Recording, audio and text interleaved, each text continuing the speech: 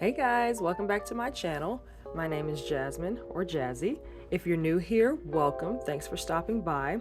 Today I am flipping through this first journal of 2023, and it's not a true mid-year flip through because I have used this journal from January to August of this year, and just a few days ago I started using the second journal that I have for the rest of the year. So let's take a look at what happened. A lot happened, honestly. So much happened. I'm not gonna talk about all of it, but a lot happened.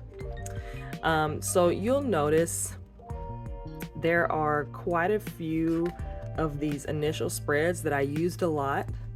There's some that I used a little bit, and then there's a few that I really didn't use at all, or like I kind of gave up. This one, 23s in 2023, is something that will be ongoing. I'm just not going to move it to my other journal. I'll just come back and update it in here. There's also some spreads here in these first pages that I used, or I thought I would use. I used them a little bit, or I didn't use them at all, like these two kind of self-care, mental health awareness pages. I'm probably not going to put these in my next journal. Just because I didn't use them at all. And again, this page, like the theme ideas, is one that I'll just keep using as I come up with different ideas for different themes.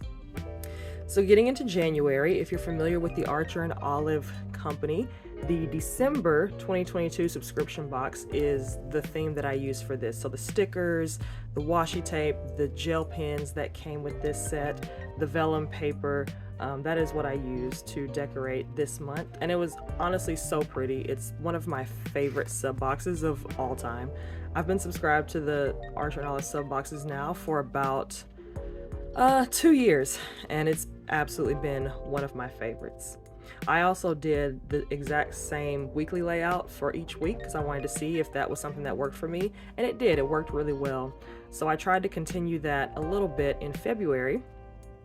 The month of February's theme is a combination of different like starry space things from Planning with Kay, from her shop. I ordered some stickers from her shop, so that's what this set is. And as you can see, this is a Neapolitan journal, an A5 dot grid Neapolitan journal from Archer and Olive.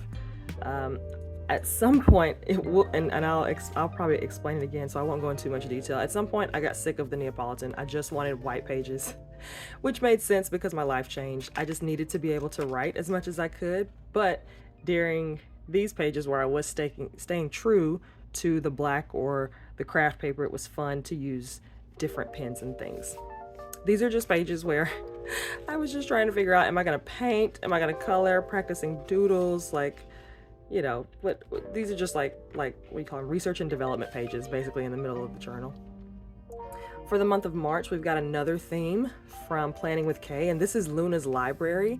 I read so many books in March. January and February, I read 6 books each month. In March, I think I doubled that. I think I read 12 books in the month. So I was really inspired by books. I really had fun putting this spread together. Putting all these spreads together. I enjoyed looking at it. I know a lot of people are like this.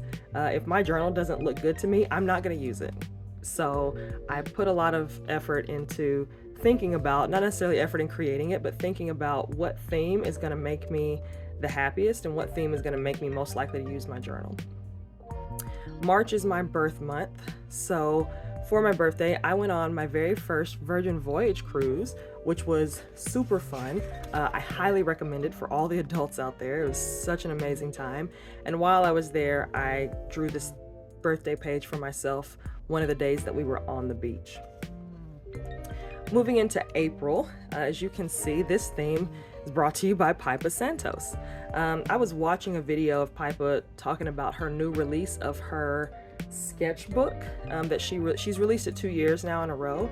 She was talking about the book from last year, and I thought, oh, that'd be fun to buy the sketchbook, color some of those images, some of the ones that are in black and white. Some of them already are colored in her book, but buy the sketchbook and just put those images in here and color them to a certain color palette.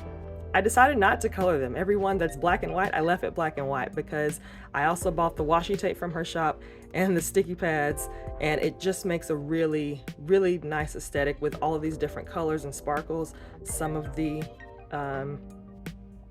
her drawings are in color, like I said, and some are black and white. So I just thought it looked really nice.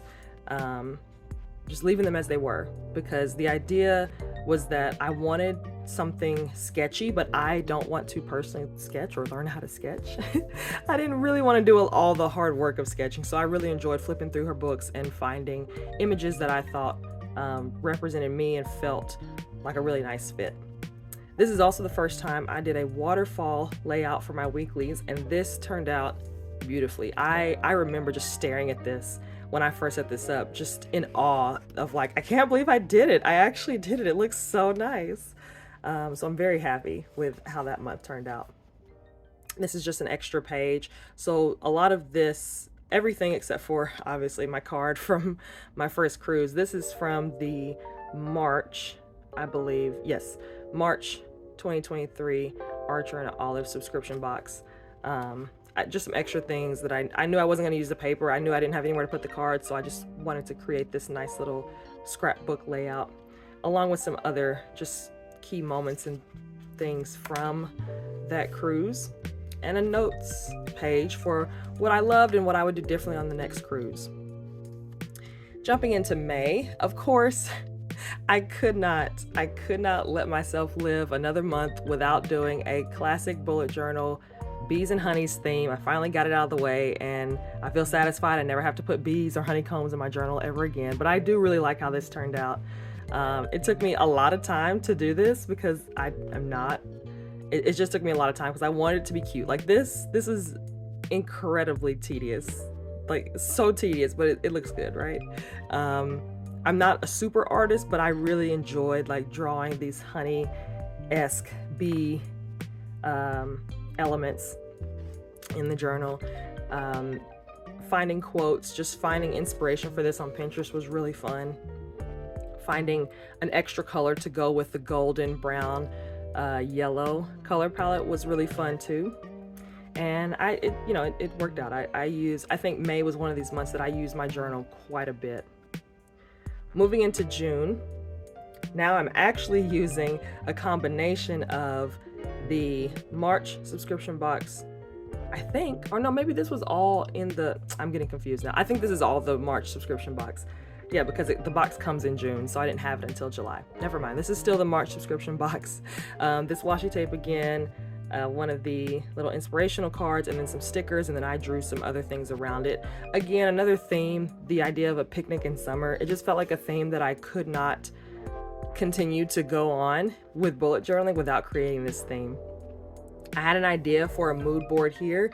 Instead, I just did mood coloring, and I colored these in whenever I just felt like taking some time to myself and reflecting. I took another Virgin Voyage cruise, so this page is dedicated to that week. It was basically the exact same cruise on the same ship. It was still just as much fun. Cannot over recommend Virgin Voyages enough. This is a candy that I tried for the first time in Mexico. It was really good, and I don't really like chocolates that much, but it was good. Another list of things to do differently, because I do have one more cruise planned for this year, and then just some random notes and planning for the rest of the month after I came back from the cruise. Moving on to July.